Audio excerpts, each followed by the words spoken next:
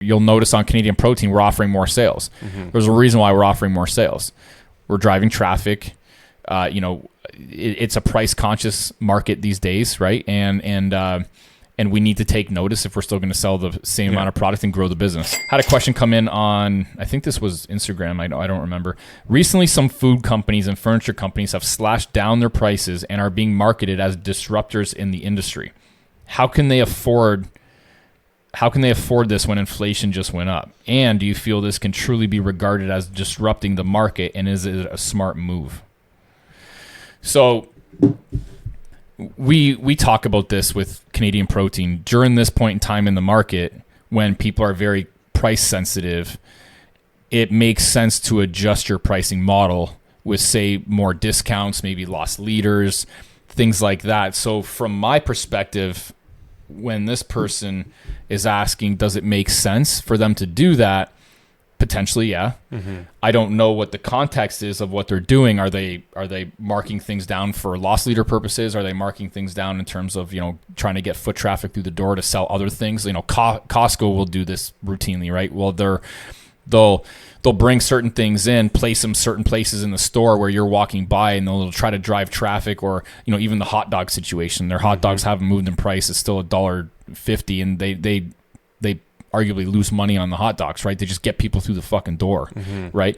Or, the milk situation. That's I think for Max Milk, I think it is, or who was it? A lot of places do this, like a lot with the milk. Max Milk does this.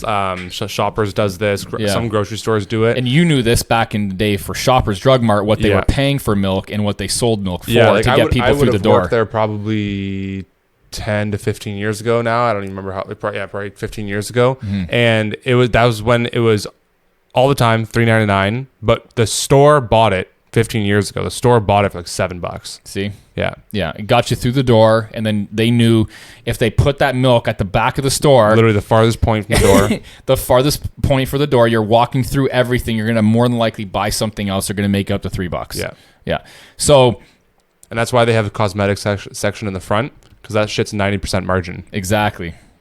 So there you go, guys. There's a Shoppers Drug Mart model. So, and that's the same model as Costco. Costco, the way that they built their store floor plan model is that, if you notice, TVs and diamonds are up front.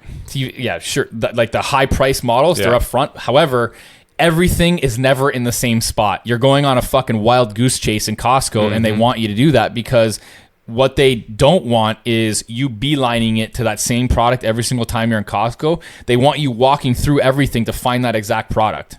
That's what they want. It might be in the same vicinity, but you're walking through a lot of shit to find that one product. So in terms of, and that's why there are meat counters at the very back. Yeah. For meat is the loss leader. Interesting. The biggest loss leader. Interesting. It makes sense because their meat's actually fairly priced, like it's priced well. So for this particular person, does it make sense for them to do it in market times like this? Yeah, it does. It actually does. But depending on how they're doing it, right? For us, you'll notice on Canadian Protein, we're offering more sales. There's a reason why we're offering more sales. We're driving traffic. It's a price conscious market these days, right? And we need to take notice if we're still going to sell the same amount of product and grow the business. A perfect kind of illustration of that wasn't necessarily during like inflationary time, but at times it was even maybe a couple years before its time, is the mattress industry, right? Like if you think of the mattress industry, mattresses historically, like I remember my parents paying like $4 or $5 grand for their mattress, and that's like a normal mattress, right? It's a higher quality one, but you have to go to a fucking mattress store where they have a massive building where they pay a massive lease rate. If it's a triple net, the property taxes on that bitch is probably through the fucking roof. You're carrying so much inventory because you have to have it all there. You're having all these employees, then you're paying freight costs if you're like delivering it to the person's house and whatever. Like all of these things, like think about the cost for advertising for that type of business as well. It's right? crazy. The cost for all of that makes the cost of the mattress that much higher. A company like Endy comes in, or Casper, or these other ones, they eliminate all brick and mortar sections where they're like, okay, well, we don't even have to pay leases. We have to pay leases on like our manufacturing facilities, but not our retail locations.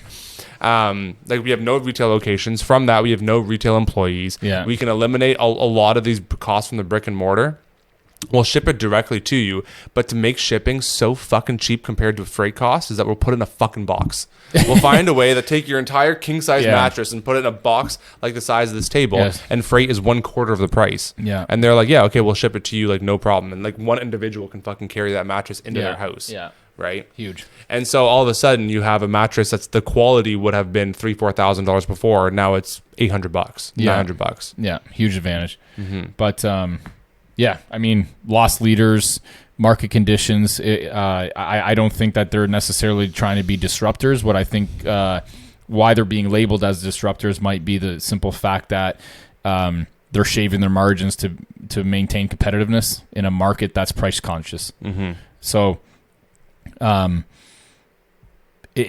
feel like it might be a situation where the rest of the market will simply end up taking notice and having to adjust anyways. They might be a little bit bent out of shape right now because these guys might be the first movers. Yeah.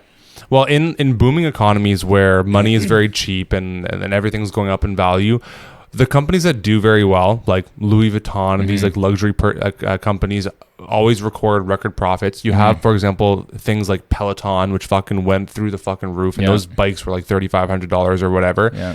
You know what companies do the best during recessionary times, and their stocks actually go up in value? Fucking Dollarama, Dollar Tree, Walmart, Costco, like low priced options that have 100%. kind of, those companies actually, they're the ones that record record profits during recessionary times. Exactly. Right. And so the thing is that people no longer will look for the highest quality product during recessions. They'll look for, okay, they become way more price conscious. Yeah. So because of that demand, companies will shift their product offerings to offer. Think about the protein that you and I discussed just the other day. You have the opportunity to buy a slightly different type of protein that is agglomerated a little bit of a different way. It's still a great product, but it's just not as great as the really high standard that we typically have, and we'll be able to offer to people for cheaper. Yeah, right. Exactly.